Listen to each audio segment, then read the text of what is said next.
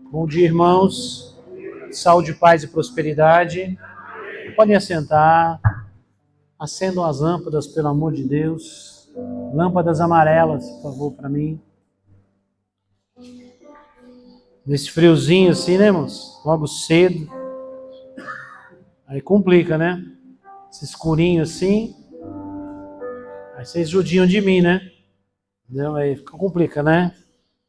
Queridos, nós estamos esta manhã, estamos chegando hoje ao nosso 7º dia de 21 dias de jejum e oração para avivamento pessoal. E eu quero explicar uma coisa importante para você.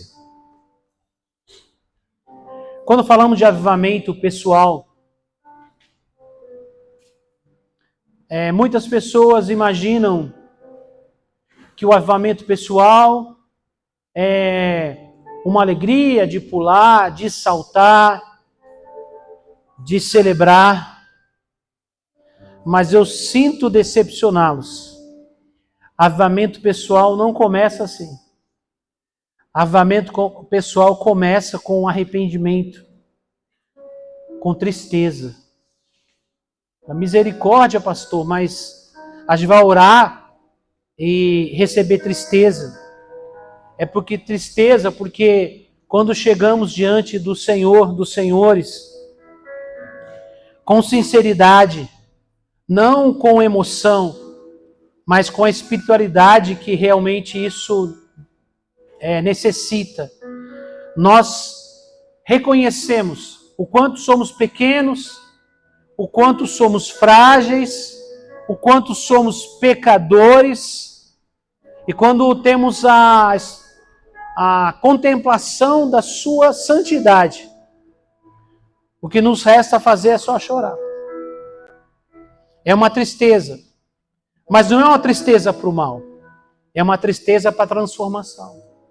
É uma tristeza que traz conversão, é uma tristeza que traz mudança, é uma tristeza que nos aproxima de Deus e que em algum momento se transforma em alegria, mas primeiro vem a tristeza.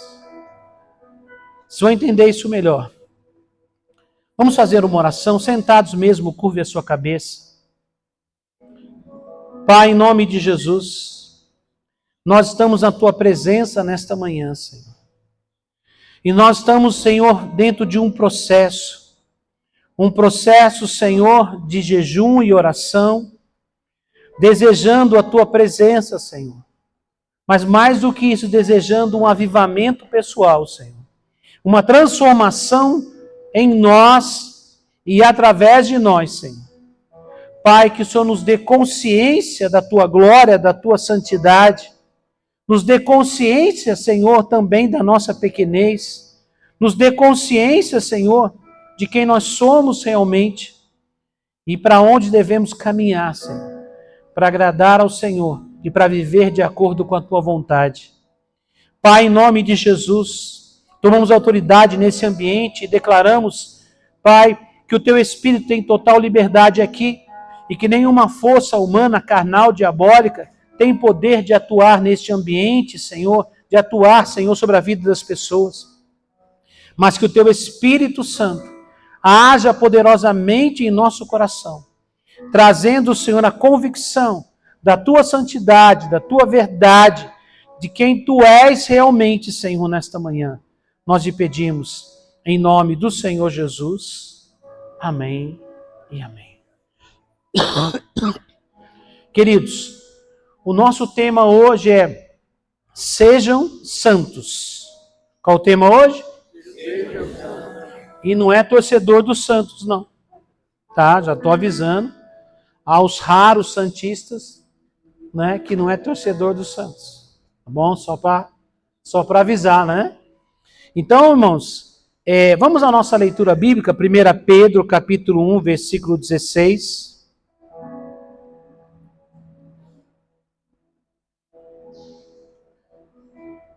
Simples, irmão, só uma pequena parte. Diz assim: sejam santos, porque eu sou santo. Digam vocês. Sejam santos, porque Irmãos, Pedro, ele faz uma declaração. E ele fala sobre ser santo.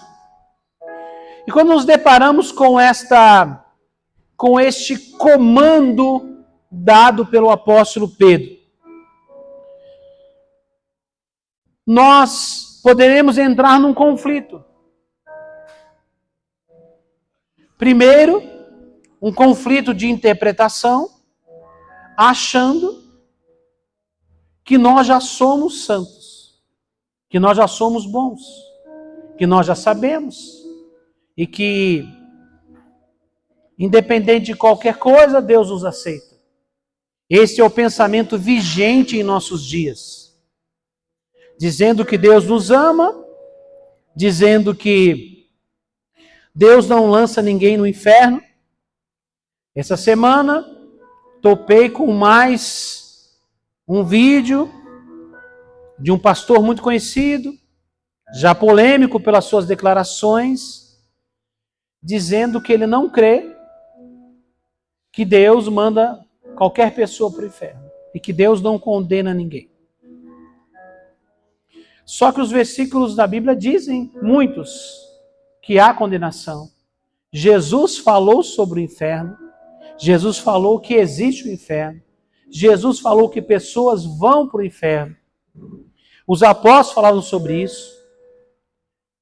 Mas as pessoas começaram a optar em fazer de conta que Deus não falou.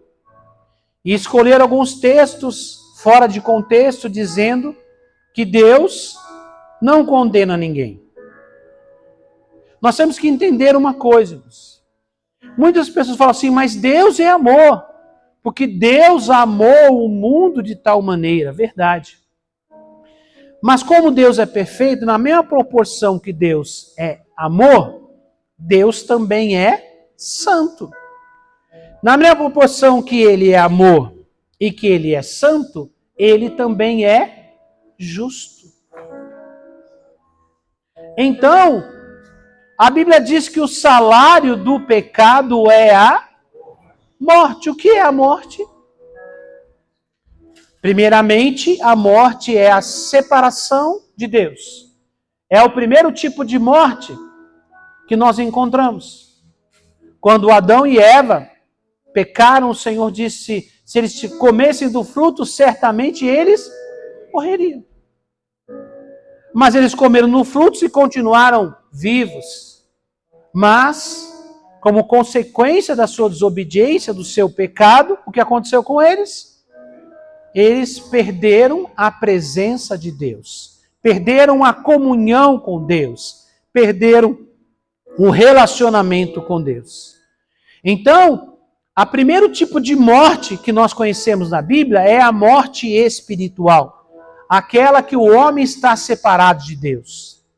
Nós, preste atenção nisso, nós nascemos já debaixo do pecado original. Qual é o pecado original? O pecado que vem da nossa descendência, vem desde Adão. Então, nós já nascemos debaixo disso. E o que acontece, irmãos? Então, o homem já tem a sua natureza pecaminosa. Não precisa ensinar ninguém a fazer coisa errada, não. Uma criança, ela pode viver num ambiente em que os pais são corretos, não mentem, ela mal aprende a falar, ela já começa a mentir. Foi você que derrubou isso aqui? Só tem ela na casa. Não é? Irmãos, a natureza pecaminosa está em nós. Mas a gente querer dizer que não está. Está. Então, o que acontece, irmãos? Quando nós não reconhecemos isso, desse pecado, nós já temos problema. Então, o homem já nasce separado de Deus por causa do pecado.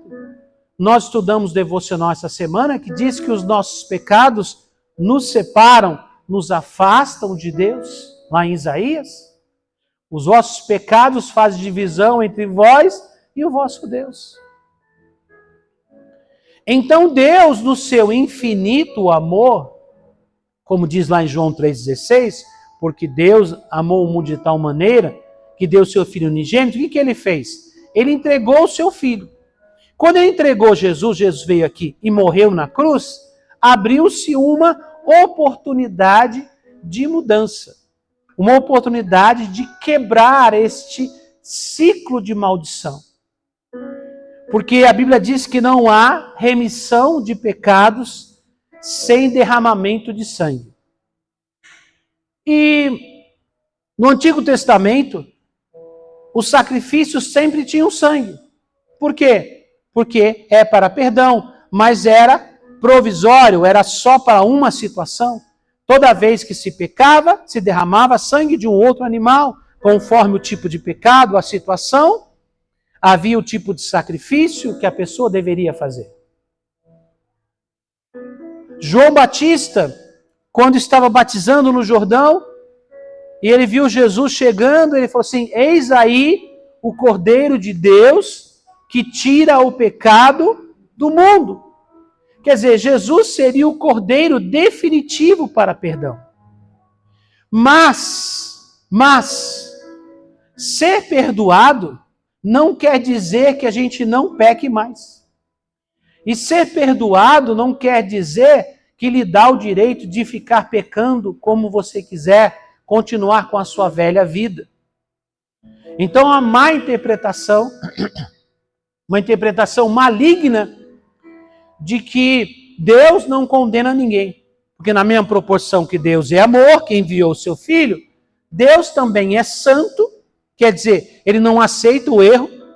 E terceiro, na mesma proporção que ele é amor, que ele é santo, ele também é justo. Se o salário do pecado é a morte, então os pecadores merecem o quê? A morte.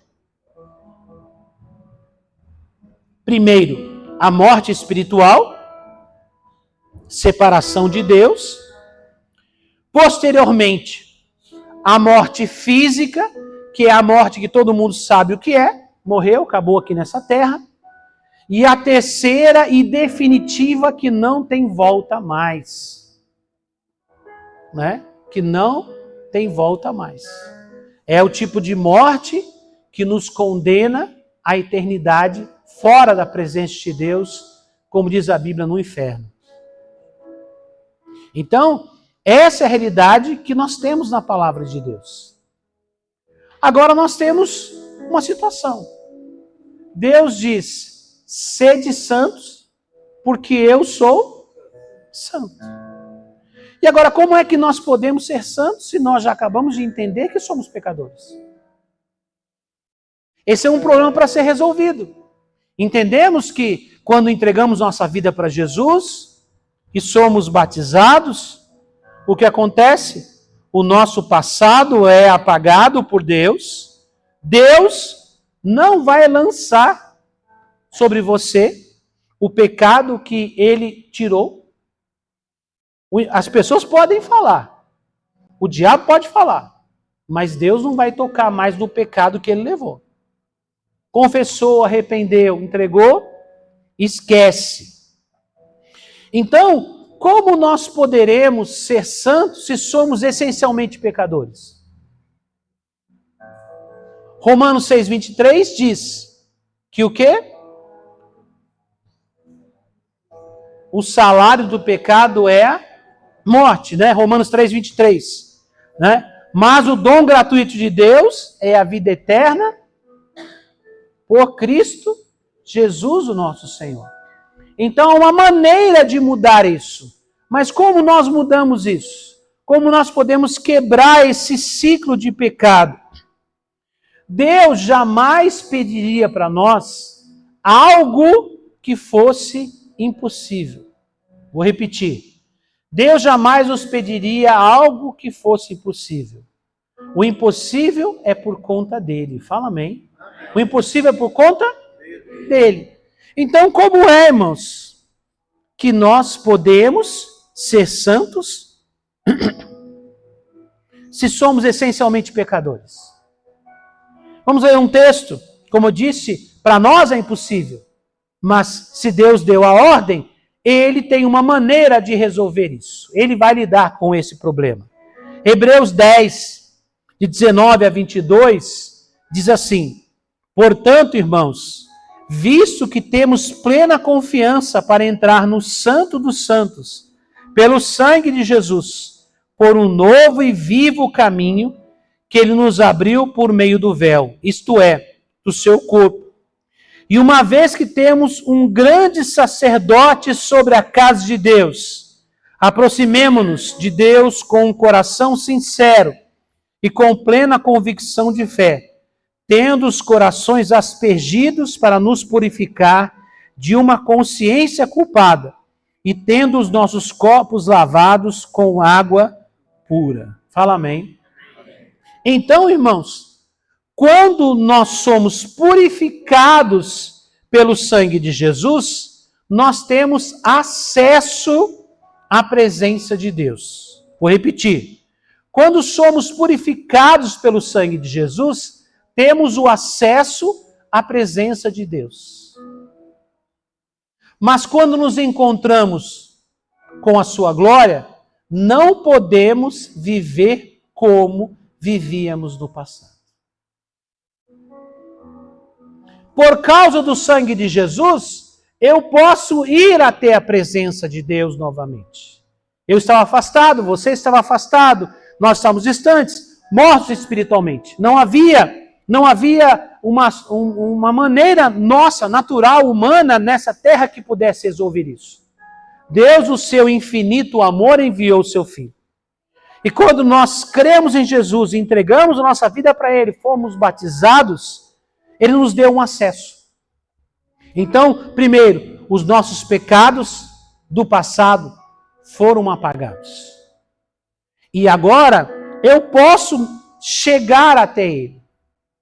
Só que eu continuo nessa terra e ainda continuo com uma natureza pecaminosa. Agora há um trabalho que é feito entre eu e o Espírito Santo. O trabalho não é só do Espírito Santo. E o trabalho também não é só meu. Há uma parceria entre eu e o Espírito Santo.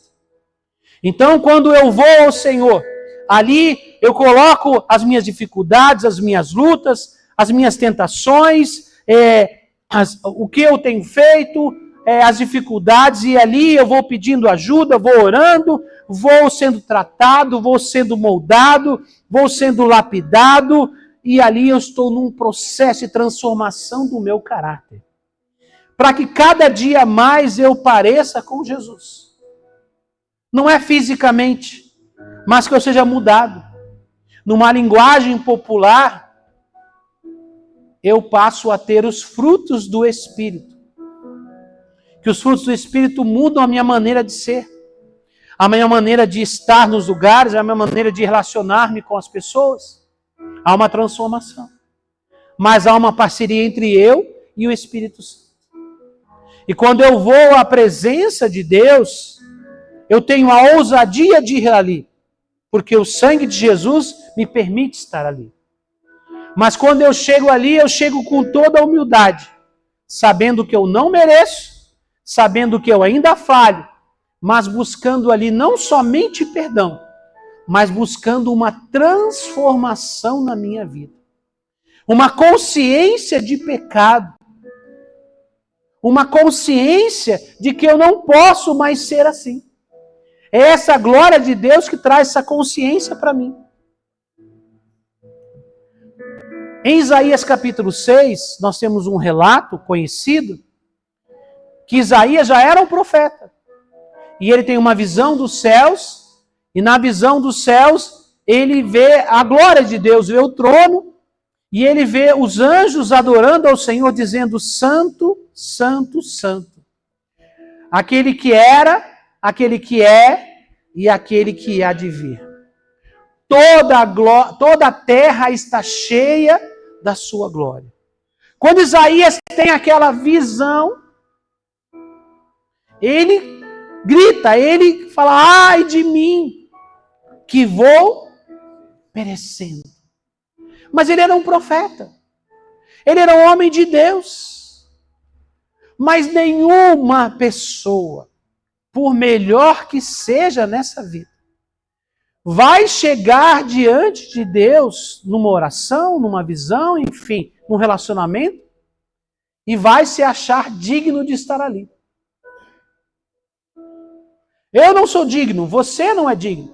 Nenhum ser humano, por melhor que ele seja, ele é digno de chegar diante do Rei dos Reis e do Senhor dos Senhores. E por que chegamos, pastor? Primeiro, porque o sangue de Jesus nos dá acesso. E segundo, porque também reconhecemos que precisamos mudar, que precisamos melhorar, que precisamos ter transformação. Entramos com ousadia, como diz o texto em Hebreus. Entramos sim. Mas ali, este encontro, não é para eu dizer, olha, Senhor, como eu sou bom, olha, Senhor, como eu sou legal, olha como eu sou obediente. Não. Porque quando eu chego diante de Deus, esse meu orgulho, esses meus argumentos caem por terra. Quando a gente ouve pessoas conversando com Deus e falando com Deus, como se ele fosse um garoto de recados, eu passo mal, irmãos. Eu passo mal. É uma falta de respeito com Deus. Certa vez eu ouvia num programa de rádio um pastor dizendo: nós vamos colocar Deus na parede.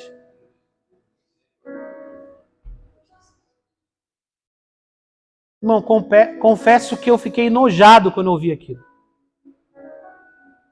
Quem somos nós? Quem somos nós para querer cobrar algo de Deus?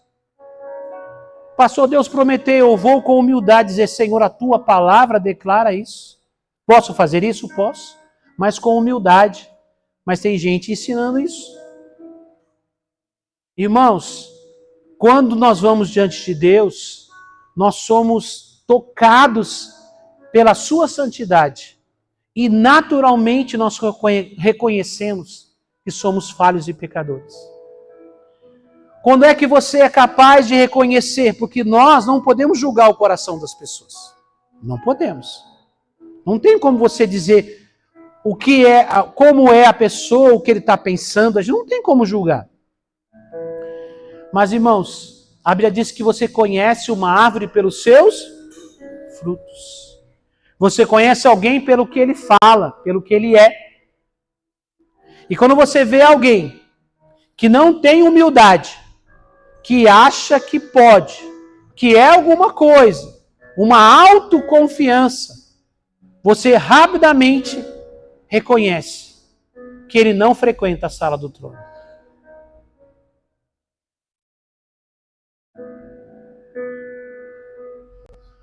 Quem frequenta a sala do trono, de verdade, que vai diante da santidade do Senhor, é uma pessoa humilde. Não estou dizendo humilde de baixa autoconfiança, pessoa desanimada, não. Ela tem uma humildade. Mesmo que ela tenha uma autoridade para fazer o que ela faz. Toda vez que ela faz algo, a gente reconhece que é por causa de Deus na vida dela. Ela jamais concorre com Deus para chamar atenção para si. Para alguém dizer, nossa, essa pessoa é muito especial. Não, todo mundo olha para essa pessoa e reconhece que é Deus na vida dela. Irmãos, as pessoas que Deus mais usa são os mais fracos, os mais incapacitados. Há alguns anos aqui, nós ouvimos uma ministração dizendo sobre os improváveis. São os improváveis que acessam o céu, são os improváveis que fazem a obra de Deus de uma maneira poderosa. Porque quando chegam diante do seu Criador, eles reconhecem que são pecadores. E que não podem sair dali do mesmo jeito que entraram. Precisam acertar a sua vida, precisam consertar, pedir perdão, arrepender-se e precisam mudar de atitude. Esses dias eu conversava com um pastor que eu tenho feito uma amizade, não é da nossa igreja. Vocês sabem que nós estamos nesse projeto do apóstolo Maldonado com o apóstolo Jair, da Grande Cruzada. E um dos trabalhos que nós temos agora é também nos reunir com outros pastores e outros ministérios, né, para conversar, para trabalhar esta questão do treinamento de obreiros. E eu conversava com o pastor sobre isso. Sobre o que nós temos visto hoje de manifestações do Espírito em muitos lugares. Nós conversávamos, né, sobre essa questão. O que é, o que não é, o que é de Deus, o que não é. Como é que a gente separa uma coisa da outra? Algumas pessoas têm um dom de discernimento. Então ele já sente o ambiente a hora que ele chega. Mas é um dom. Mas nem todo mundo tem os mesmos dons e nem todo mundo sente o ambiente. E como é que você faz para poder entender o que está acontecendo ali? Irmãos, a grande transformação não é no culto. A grande transformação, se aconteceu, acontece depois do culto. Por que depois do culto? É que quando a gente está na igreja, tudo é bonito, é maravilhoso, glória a Deus, aleluia, maravilha. Todo mundo parece ser bonzinho, fazer as coisas certas. Mas quando a gente volta para casa, quando a gente vai trabalhar, quando a gente pega um ônibus, quando pega o metrô, quando dirige o carro pela cidade, quando a gente relaciona com as pessoas e com a família, houve realmente uma mudança em nossa vida? As pessoas em torno de nós são capazes de reconhecer que nós somos diferentes? Ou nós continuamos a mesma coisa? Dissemos que nós podemos reconhecer uma árvore pelos seus frutos. Pelos seus frutos. Então, quando há um toque de Deus, quando há uma experiência com Deus, quando alguém vai à sala do trono e tem uma experiência com o Senhor, real, ele não pode voltar do mesmo jeito que ele entrou. Porque a presença de Deus, a glória de Deus é tão poderosa que a gente acha que vai morrer. E quando a gente acha que vai morrer, a gente não vai morrer. Mas a sensação é pesada, a princípio é pesada. É difícil explicar uma sensação espiritual, porque é igual de explicar gosto.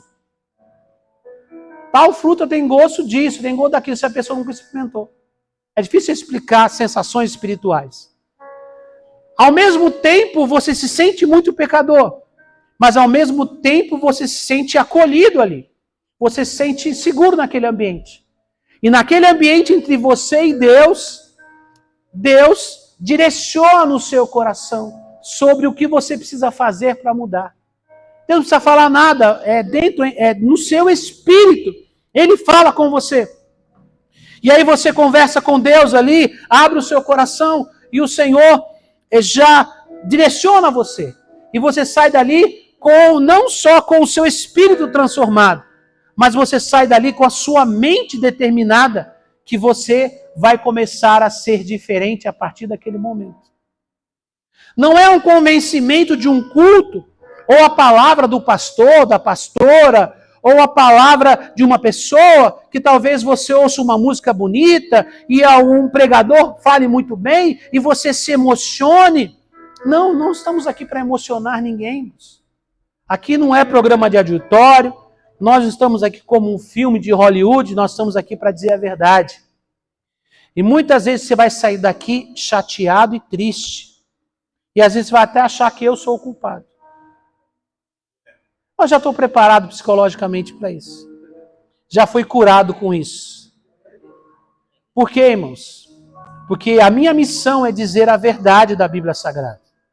E dizer a verdade, sempre quando você diz a verdade, você vai achar pessoas que vão discordar de você e que não vão gostar.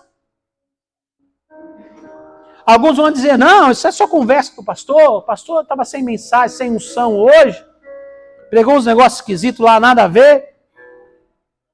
Queria uma pregação de mais fogo, de mais unção, que me levantasse. Irmãos, antes de você se levantar, você tem que colocar a cara no pó. Para levantar de verdade. Porque o homem não sabe que ele está caído.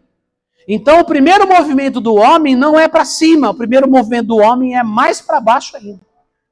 é mais para baixo, para reconhecer o seu pecado, a sua condição pecaminosa. E aí, ali, na presença do Santo dos Santos, na presença do Altíssimo, ele é tratado, o Senhor trata com ele, o Senhor lida com ele, o Senhor transforma, cura o seu coração, e dali ele se levanta.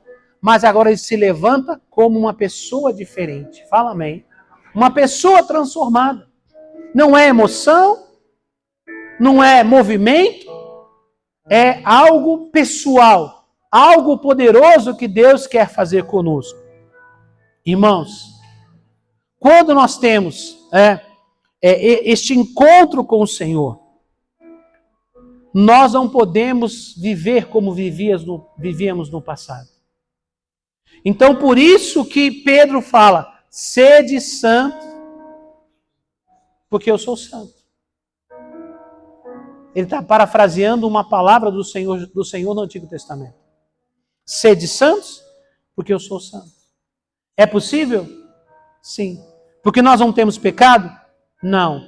Mas é porque nós vamos à presença do Senhor e somos santificados pela presença dele. Esse processo vai começar a trazer o quê? Uma mudança nos meus hábitos, uma mudança na minha vida, uma transformação. Mas eu não posso achar que, porque Jesus me perdoa, porque Jesus é bom, que eu não preciso mudar. Ah, mas Jesus morreu e por todos os meus pecados, então, se eu pecar, então Jesus me perdoa. E aí eu viver na prática do pecado. O apóstolo Paulo nos chama a uma transformação. E essa transformação é uma transformação que é na mente. Romanos 12 diz assim, e não vos conformeis com este mundo, mas transformai-vos pela renovação da vossa mente, para que experimenteis qual é a boa, perfeita e agradável vontade de Deus. Romanos 12, 2. Então o apóstolo Paulo fala para a gente não se conformar, né?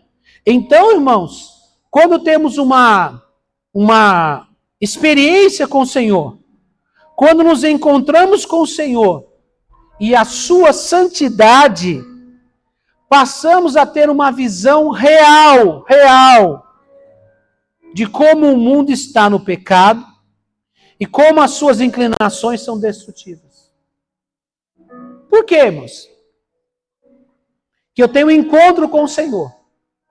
A minha mente é renovada.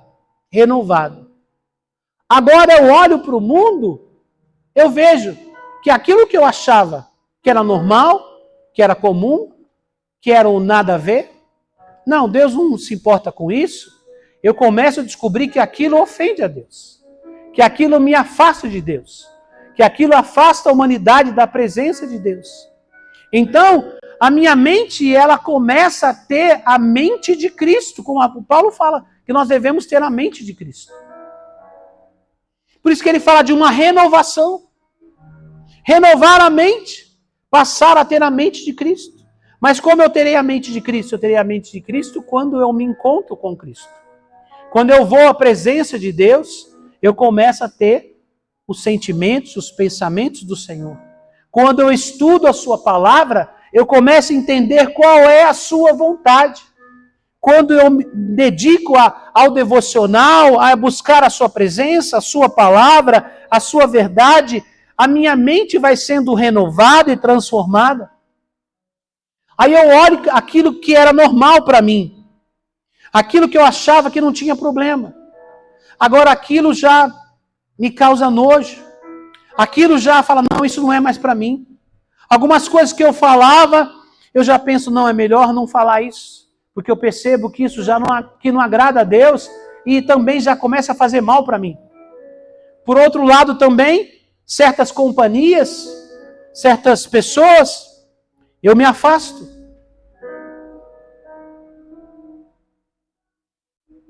Certas atitudes, eu já começo a pensar diferente. Coisas que eu fazia no automático, agora eu já começo a perceber que aquilo não é mais para mim. Coisas que eu gostava, agora eu não gosto mais.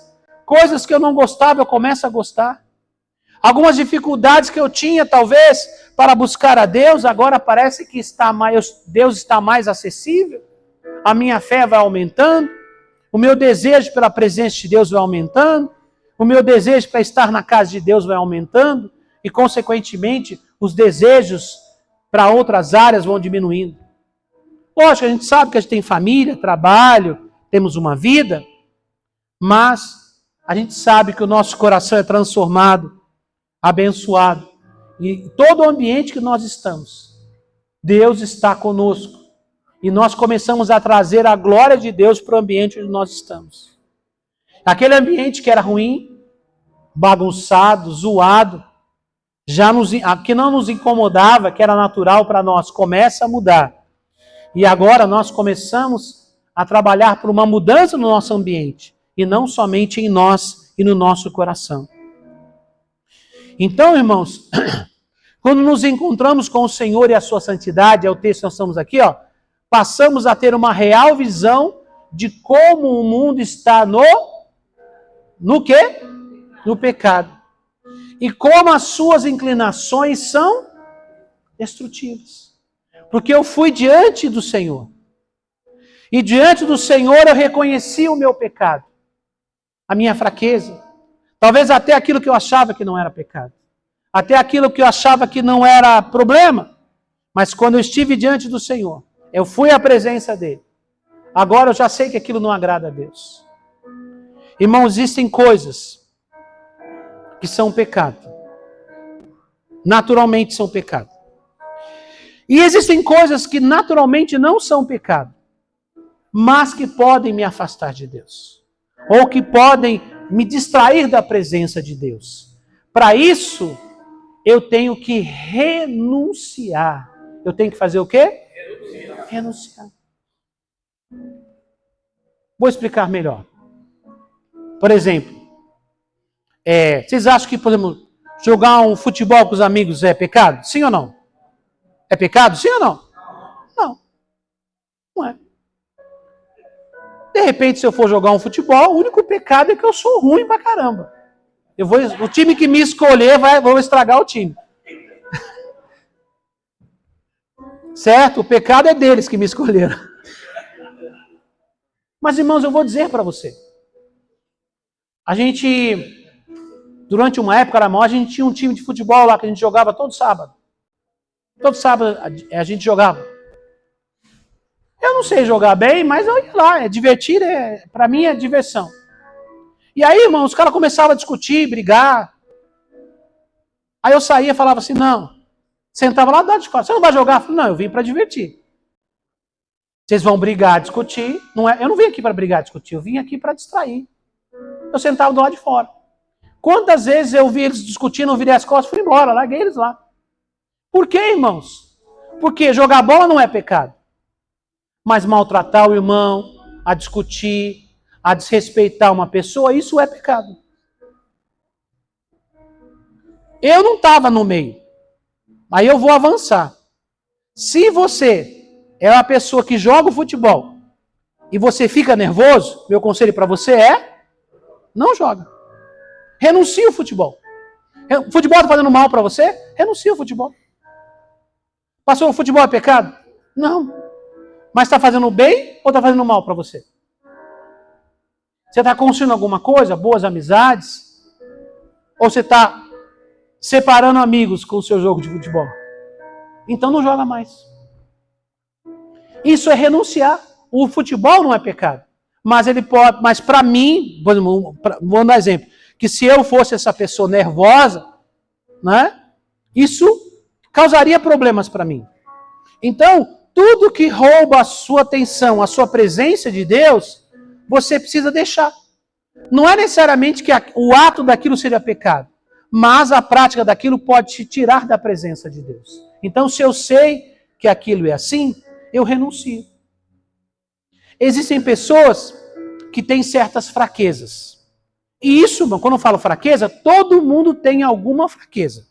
Não estou dizendo que os outros têm ou não têm. Todo mundo tem. A fraqueza é algo que você tem uma dificuldade de lidar com ela. Que puxa mais você. E as fraquezas são diferentes. Tem gente que tem fraqueza para vício, tem gente que tem fraqueza para sexo, tem gente que tem fraqueza para dinheiro. E assim por diante, né? A gente podia fazer uma lista gigante que eu estou citando coisas mais conhecidas. Se você tem uma fraqueza para algo, então você tem que afastar-se disso. Não que estar, sei lá, num lugar te faz mal. Por exemplo, se você tem fraqueza e já teve fraqueza para o vício, para a bebida, por exemplo. Você tem que se afastar de ambientes que tem bebida. Até você se sentir totalmente liberto disso, ou talvez você carregue sua vida toda, não tem problema. Mas não volte para o vício. Se você tem uma fraqueza, sei lá, para sexo, vigie o máximo com o que você fala, com quem você anda, onde você está. Por quê? Porque o ambiente, de repente, vai favorecer uma situação como essa. Então vigie mais, evite. Certos ambientes te trazem lembranças. Talvez algumas músicas façam um demônio bater na porta e dizer: tô querendo voltar, querido, tô querendo voltar. Tem música que tem história na vida das pessoas. A pessoa ouve aquela música, ela é transportada no tempo e no espaço. Sim ou não? Eu vou ficar ouvindo essas músicas? Ouvir música necessariamente não é pecado. Mas aprenda que existem coisas, se você quer ser santo, se você quer agradar a Deus, você precisa aprender a renunciar. Renunciar. No conceito geral, a maioria dos crentes sabe o conceito de pecado e até querem fugir do pecado.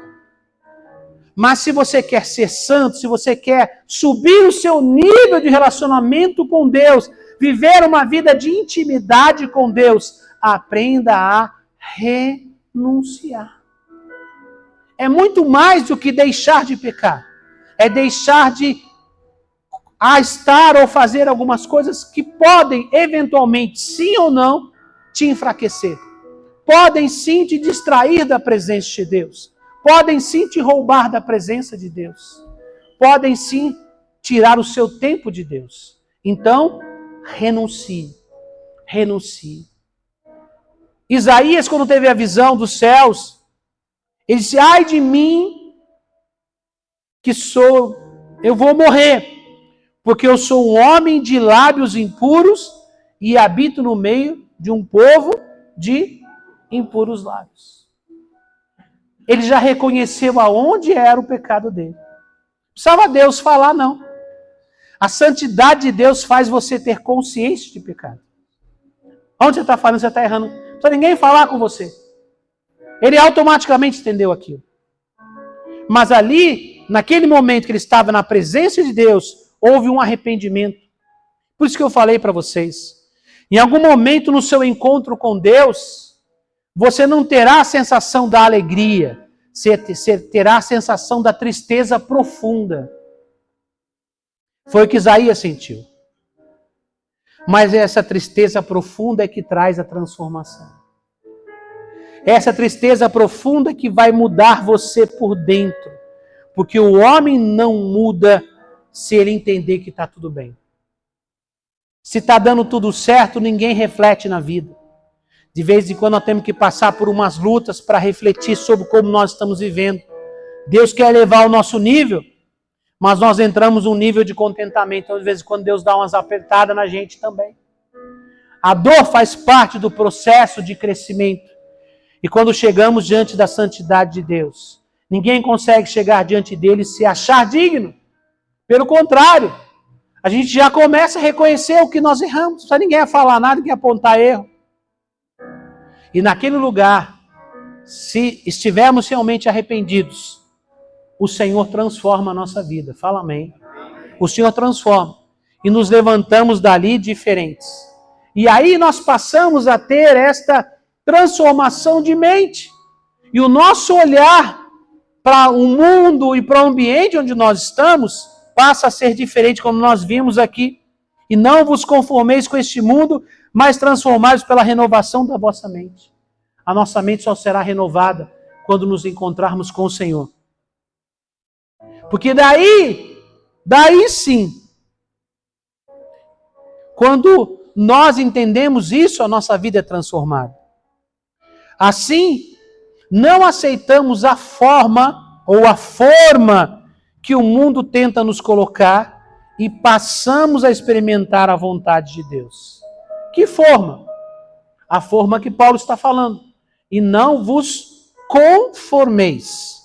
A palavra vem de conformar, entrar na forma. Que forma? A forma do mundo.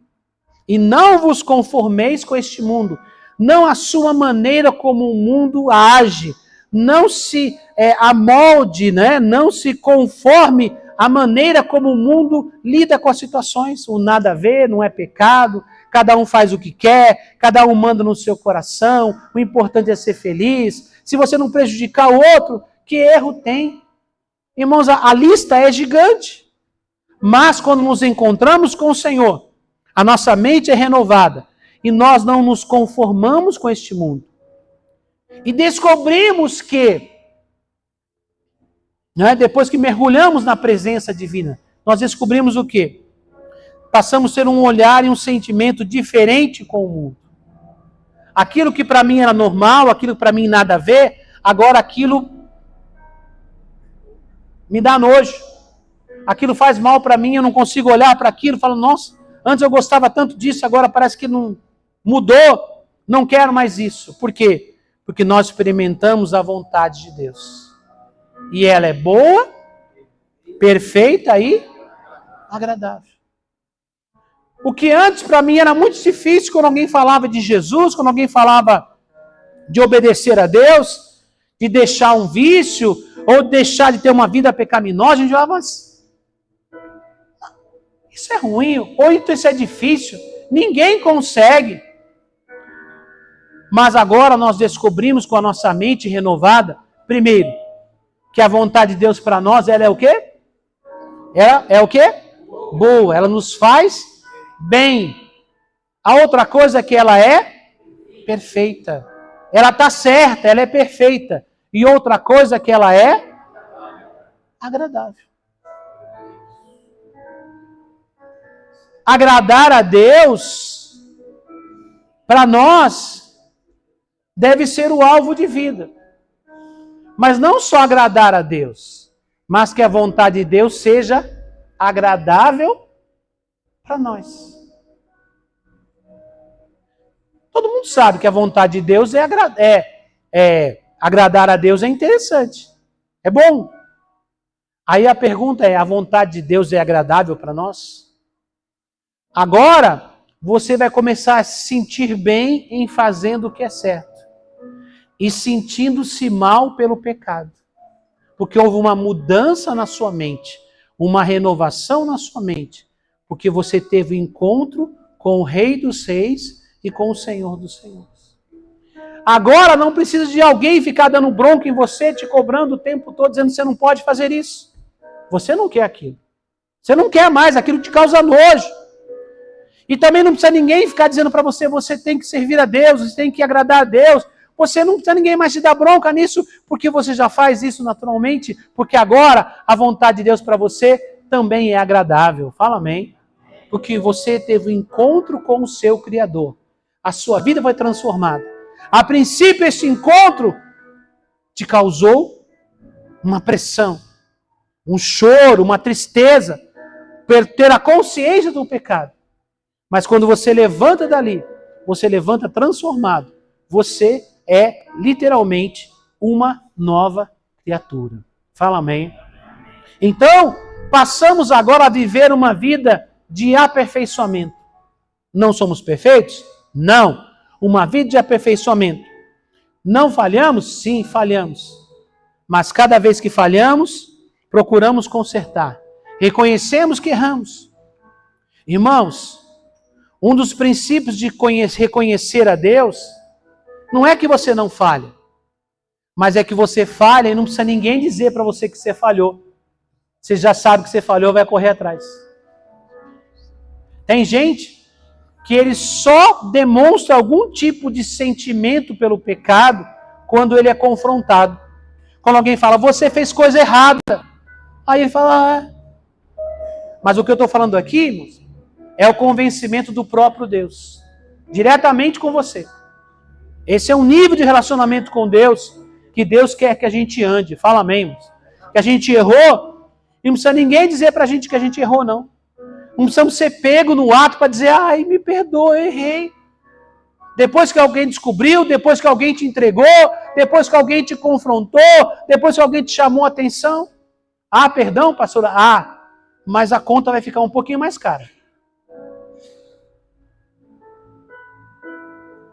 Porque aí as consequências.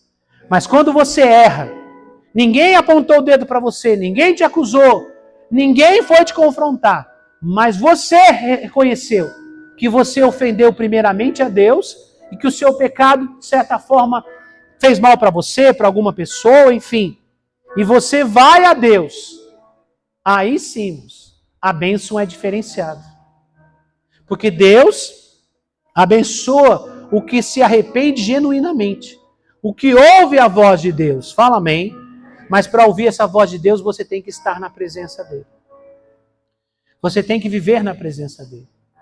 Não acha que Deus vai falar com você somente através de uma pessoa ou quando o pastor estiver pregando. Não, Deus vai falar diretamente com você.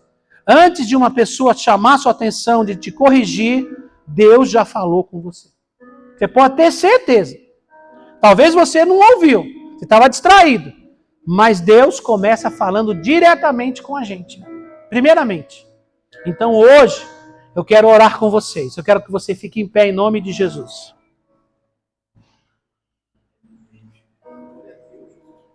A palavra de Deus hoje não é para alegrar o seu coração, mas é para fazer você repensar a sua vida e entender que nós só viveremos um avivamento quando a igreja estiver pronta. A igreja, nós, vamos falar de denominação, falamos nós somos a igreja. Quando nós estivermos com a consciência que precisamos ser transformados. Para que o Espírito Santo tenha liberdade em nós e através de nós, para gerar uma transformação, para gerar um avivamento, para trazer uma mudança no mundo. Primeiro ele tem que mudar os que são seus. Todo avivamento começa com as pessoas que já são do Senhor. E o Senhor hoje quer nos chamar a uma transformação pessoal. Que a gente aprenda a entrar na presença dele e dizer, Senhor, eu estou aqui. Senhor, eis-me aqui. Eis-me aqui, Senhor, não porque eu mereço, não porque eu sou bom, mas por causa do sangue de Jesus eu entro na tua presença. Tenha misericórdia de mim, Senhor. E me ajude a reconhecer os meus erros, Senhor. E me ajude a ser uma pessoa melhor. Me ajude a ser um marido melhor, me ajude a ser uma esposa melhor. Me ajude a ser um pai melhor, uma mãe melhor, um filho melhor. Me ajude a ser um crente melhor. Me ajude a ser um líder melhor, um pastor melhor. Senhor, o que eu preciso melhorar? Eu estou aqui na tua presença, Senhor. Curva a sua cabeça. Comece a falar com ele. O Senhor nos trouxe aqui hoje para dar um passo em direção a uma transformação pessoal. Para que depois seja uma transformação coletiva. Mas Deus trabalha com indivíduos primeiro, com cada um de nós diretamente. O Espírito Santo está aqui e Ele quer nos conduzir a uma transformação verdadeira e real. Ele quer se relacionar conosco, Ele quer trazer uma transformação. Mas para isso nós temos que estar na presença dEle com humildade, com o coração aberto, sem resistência, sem desculpas, sem argumentos. Senhor, nos colocamos em Tua presença, Senhor, nesta manhã. Pai, nós lhe pedimos pelo poder do sangue de Jesus. Nos permita estar na Tua presença nesta manhã. Nós queremos viver como o Teu povo, Senhor, lhe agradando, fazendo a Tua vontade. Pai, Mas quantas vezes o pecado tem nos chamado, quantas vezes, Senhor, o mal tem nos conduzido, Senhor, para fazermos aquilo, Senhor, que não deveríamos fazer. Pai, quando ouvimos a Tua palavra, nós meu Deus, nos responsabilizamos em parte, mas por outro lado não assumimos o nosso compromisso, Senhor. Tenha misericórdia. Nós não podemos ser crentes, Senhor, só de palavras. Nós não podemos ser somente frequentadores de igreja, Senhor. Nós não queremos repetir rituais religiosos, mas nós queremos ter um relacionamento real e verdadeiro com o Senhor. Nos leve até a Tua presença. Nos leve à sala do trono, Senhor. Trate conosco, assim como o Senhor tratou com Isaías, Senhor. Pai, em nome de Jesus, que nós possamos ter uma transformação verdadeira na Tua presença. Ajuda-nos, Senhor, a reconhecer o nosso pecado. Ajuda-nos, Senhor, a renunciar àquilo que pode estar no caminho, Senhor, para a nossa santificação. O Senhor nos desafia, Senhor, a sermos santos. Mas jamais podemos viver esta vida se não estivermos diante da Tua face.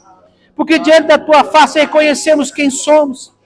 Diante da Tua face, Senhor, somos transformados, somos mudados, somos perdoados, somos restaurados. Assim como Isaías foi tocado com as brasas vivas do altar, e o seu pecado foi tirado. E naquele momento, ele compreendeu qual era a sua vontade, Senhor. Que nós possamos também ser tocados com as brasas vivas do altar e temos o nosso pecado tirado, Senhor, a nossa vida transformada. Que possamos viver diante do Senhor a cada dia, mesmo enquanto trabalhamos, mesmo enquanto estudamos, mesmo enquanto estamos com a nossa família, quando estamos na igreja, que possamos ter o sentimento, Pai, da Tua presença, a realidade da Tua santidade em todos os lugares. Pai, conforme a Tua palavra diz, que possamos experimentar a Tua boa, perfeita, meu Deus, agradável vontade. Renova a nossa mente, que a cada dia, quando estivermos orando, fazendo o nosso devocional, que haja uma transformação gradativa, gradual, Senhor. Que o Senhor vá tirando aquilo que não é de Ti e colocando coisas do Teu Espírito. Que o Senhor vá retirando obras da carne e que o Senhor vá colocando, Senhor, os frutos do Espírito. Que os nossos dons amortecidos sejam ativados. Pai, em nome de Jesus, que haja uma transformação no nosso caráter, enquanto estamos na Tua presença, sejamos moldados, não convencidos pelo homem, por argumento humano, mas convencidos pela Tua presença gloriosa, Pai. Em nome de Jesus, sonhamos com avivamento, Senhor, mas sabemos que o avivamento começa por cada um de nós. Nós te pedimos e agradecemos, Pai, em nome de Jesus. Amém e amém. Glória a Deus. Podem assentar aqui.